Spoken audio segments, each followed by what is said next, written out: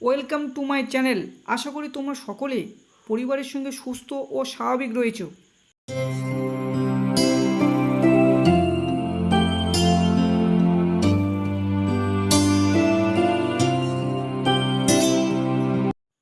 আজকে তোমাদের জন্য গুরুত্বপূর্ণ আলোচনাটি হলো model activity task part 1 geography, যেটি তোমাদের পশ্চিমবঙ্গ মধ্যশিক্ষা পর্ষদ থেকে দেওয়া হয়েছে। মডেল অ্যাক্টিভিটি টাস্ক 1-এ পরিবেশ ও ভূগোল থেকে এই 4টি প্রশ্ন তোমাদের দিয়েছে। সেই প্রশ্নের উত্তরগুলি আমি আলোচনা করেছি এই ভিডিওর মাধ্যমে। তোমরা অবশ্যই খুব সুন্দরভাবে সেই প্রশ্নের উত্তরগুলি খাতায় লিখে নিও। 4টি প্রশ্ন তোমরা এখান থেকে পড়ে নিও। তাহলে আজকের আলোচনাটি শুরু করলাম। 1 নম্বর প্রশ্নটি হলো, বিভিন্ন স্তর ও বিযুক্তি রেখা সহ পৃথিবীর অভ্যন্তরের চিহ্নিত চিত্র অঙ্কন করো। আমি এখানে 3টে ছবি দিয়ে দিয়েছি। তোমাদের সুবিধা অনুযায়ী যে ছবিটি তোমাদের জন্য খুব ভালো হবে তোমরা সেই ছবিটি দিও। 1 নম্বর ছবিটি হলো, 2 নম্বর ছবিটি হলো, 3 নম্বর ছবিটি হলো। 2 নম্বর প্রশ্নটি হলো, কোনো জায়গায় ভূমিকম্প শুরু হলে কি কি ব্যবস্থা নেওয়া দরকার তা নিজের ভাষায় গুছিয়ে লেখো। উত্তরটি হলো, ভূমিকম্পের পূর্বাভাস দেয়া যায় না, কিন্তু কোনো জায়গায় ভূমিকম্প শুরু হলে নিম্নলিখিত কয়েকটি গুরুত্বপূর্ণ ব্যবস্থা নেওয়া দরকার। সেগুলি হলো, 1 নম্বর, যত তাড়াতাড়ি সম্ভব বাড়ি থেকে বেরিয়ে কোনো খোলা জায়গায় যাওয়া উচিত। 2 নম্বর পয়েন্টটি হলো, ভূমিকম্প চলাকালীন বহুতল বাড়ির ঝুল বারান্দা, সিঁড়ি, লিফট ব্যবহার এড়িয়ে চলতে হবে। 3 নম্বর পয়েন্টটি হলো, যদি খোলা জায়গায় বেরিয়ে যাওয়া সম্ভব না হয় তবে বাড়ির মধ্যে দ্রুত কোনো টেবিল বা শক্ত আসবাবের নিচে আশ্রয় নিতে হবে। 4 নম্বর, চলন্ত গাড়িতে থাকলে তাকে থামিয়ে পুরো ফাঁকা স্থানে আশ্রয় নিতে হবে। 5 নম্বর পয়েন্টটি হলো, বাড়ি থেকে বেরোবার আগে সম্ভব হলে প্রয়োজনীয় জিনিসপত্র সঙ্গে নিয়ে নিতে হবে। 6 নম্বর পয়েন্টটি হলো, পাকা বাড়ির দেওয়াল, সরু পথ, বড় গাছ ও বিদ্যুতের তার থেকে দূরে খোলা জায়গা থাকতে হবে। 3 নম্বর প্রশ্নটি হলো, যে কোনো 5টি ক্ষেত্রে 3 ধরনের শিলার ব্যবহার উদাহরণসহ লিপিবদ্ধ করো। উত্তরটি হলো, উৎপত্তি ও বৈশিষ্ট্যের উপর ভিত্তি করে শিলাকে 3টি শ্রেণীতে ভাগ করা যায়, যথা 1 নম্বর আগ্নেয় শিলা, 2 নম্বর পাললিক শিলা, 3 নম্বর রূপান্তরিত শিলা। মানুষের অর্থনৈতিক কার্যকলাপ ও দৈনন্দিন জীবনে শিলার ব্যবহারও গুরুত্ব। 1 নম্বর আগ্নেয় শিলার ব্যবহার। 1 নম্বর পয়েন্টটি হলো, নির্মাণ কার্যে গ্রানাইট শিলা, বাড়ি ও বাড়ির মেঝে এবং মন্দির নির্মাণে গ্রানাইট পাথর ব্যবহৃত হয়। উদাহরণ, রামেশ্বরম, মাদুরাই, মহাবলীপুরমের প্রসিদ্ধ মন্দিরগুলি গ্রানাইট পাথরের তৈরি।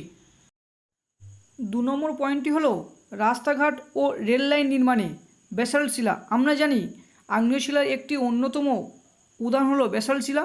সেই জন্য আমি দেখো আগেরটাও গ্রানাইট শিলা দিয়েছি ব্যাকেটে, এটাও ব্যাসাল্ট শিলা দিয়েছি। রাস্তাঘাট ও রেল লাইন নির্মাণে ব্যাসাল্ট শিলার টুকরো ব্যবহৃত হয়। 2 নম্বর পাললিক শিলা। 3 নম্বর শিল্পক্ষেত্রে ব্যবহার, চুনাপাথর ও ডলোমাইট। অর্থাৎ যে 5টি ক্ষেত্রে শিলার ব্যবহার দেখাতে বলেছিল তার 3 নম্বর পয়েন্টটি হলো শিল্পক্ষেত্রে ব্যবহার, চুনাপাথর ও ডলোমাইট। চুনাপাথর ও ডলোমাইট ব্যবহৃত হয় সিমেন্ট শিল্পে, লৌহ ইস্পাত শিল্পে, রাসায়নিক শিল্পে। 4 নম্বর পয়েন্টটি হলো, বাড়িঘর নির্মাণ কার্যে বেলে পাথর। বিভিন্ন ধরনের প্রাসাদ, দুর্গ নির্মাণে ব্যবহৃত হয়। উদাহরণ, দিল্লির লালকেল্লা, রাজস্থানের দুর্গ, সাঁচি স্তূপ বেলে পাথরে নির্মিত। 3 নম্বর রূপান্তরিত শিলার ব্যবহার। 5 নম্বর পয়েন্টটি হলো, নির্মাণ কার্যে মার্বেল। মার্বেল থেকে নানা শৌখিন দ্রব্যাদি, প্রাসাদ, মন্দির ইত্যাদি নির্মিত হয়। উদাহরণ, আগ্রার তাজমহল, মার্বেল প্যালেস, কলকাতার জিপিও ইত্যাদি।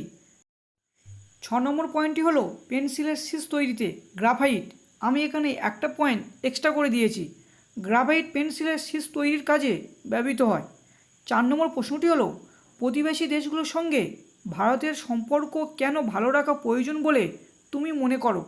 উত্তরটি হলো, কোনো দেশের আশেপাশে অবস্থিত দেশগুলিকে সেই দেশের প্রতিবেশী দেশ বলে। ভারতের চারপাশে মোট 9টি প্রতিবেশী দেশ রয়েছে, যথা নেপাল, ভুটান, বাংলাদেশ, শ্রীলঙ্কা, পাকিস্তান, মায়ানমার, চীন, আফগানিস্তান ও মালদ্বীপ। এইসব প্রতিবেশী দেশগুলির সাথে ভারতের সম্পর্ক ভালো রাখার প্রয়োজনীয়তার কারণগুলি হলো, 1 নম্বর পয়েন্টটি হলো বাণিজ্য বা আমদানি রপ্তানি দ্রব্য। বর্তমানে মানুষের চাহিদা বাড়ার সঙ্গে সঙ্গে প্রত্যেকটি দেশ একে অন্যের উপর নির্ভরশীল হয়ে পড়েছে, কারণ একটি দেশ সমস্ত দ্রব্য একা তৈরি করতে পারে না। ফলে প্রয়োজনীয় দ্রব্যের জন্য একটি দেশ অন্য দেশের উপর নির্ভরশীল। তাই বাণিজ্যিক আদান প্রদান বা প্রয়োজনীয় দ্রব্য আমদানি রপ্তানির মাধ্যমে এই অভাব পূরণ করা সম্ভব। 2 নম্বর পয়েন্টটি হলো দুর্যোগ মোকাবিলা।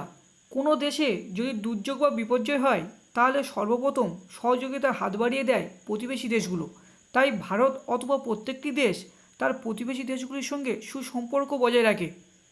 4 নম্বর পয়েন্টটি হলো নদীর জলবন্টন। যে সকল নদী একাধিক দেশের মধ্যে দিয়ে প্রবাহিত হয় তাকে আন্তর্জাতিক নদী বলে। ফলে সেই সব নদীর জল আন্তর্জাতিকতার নিয়ম অনুযায়ী প্রত্যেকটি দেশ পেয়ে থাকে। কারণ প্রত্যেকটি দেশ নদীর জল সেচের কাজে যেমন ব্যবহার করে, তেমনি জলবিদ্যুৎ উৎপাদনে ও অন্যান্য কাজে ব্যবহার করে থাকে। ভারত ও তার প্রতিবেশী দেশগুলির মধ্যে জলবন্টনের সুসম্পর্ক বজায় থাকলেও একমাত্র পাকিস্তানের সঙ্গে সম্পর্ক ভালো না থাকায় সিন্ধু নদীর জল বন্টন নিয়ে বিতর্ক আছে। 4 নম্বর পয়েন্টটি হলো সমুদ্র সম্পদের ব্যবহার। উপকূলবর্তী দেশগুলির অন্য দেশের সঙ্গে সমুদ্র সীমা রয়েছে, ভারত তার ব্যতিক্রম নয়। এই সীমা কোনোভাবেই পৃথক করা সম্ভব নয়। দেশগুলির মধ্যে সম্পর্ক ভালো না হলে মৎস্য বা অন্যান্য সমুদ্র সম্পদ সংগ্রহের ক্ষেত্রে দেশগুলির মধ্যে বিবাদ দেখা দিতে পারে। তাই প্রত্যেকটি উপকূলবর্তী দেশ তার প্রতিবেশী দেশগুলির সঙ্গে সুসম্পর্ক বজায় রাখে। 5 নম্বর পয়েন্টটি হলো অপরাধ দমন। কোনো দেশে অশান্তি সৃষ্টি করার জন্য অপরাধীরা অনেক সময় প্রতিবেশী দেশগুলোতে আশ্রয় নিয়ে অপরাধমূলক কাজকর্ম করে থাকে। প্রতিবেশী দেশগুলোর সঙ্গে সুসম্পর্ক থাকলে অপরাধমূলক কাজকর্ম অনেক কম হয়। অবশেষে বলা যায় যে এই সব কারণগুলোর জন্য ভারত বন্ধুসুলভ আচরণের মাধ্যমে সকল প্রতিবেশী দেশের সঙ্গে সম্পর্ক ভালো রেখেছে। আর ভিডিওটি যদি তোমার উপকারে লাগে তাহলে অবশ্যই লাইক করে সাবস্ক্রাইব করুন। তোমার প্রিয় বন্ধুদের কাছে অবশ্যই শেয়ার করো ভিডিওটিকে এবং অল নোটিফিকেশানটি সিলেক্ট করে নাও পরবর্তী ভিডিওর নোটিফিকেশান পাওয়ার জন্য।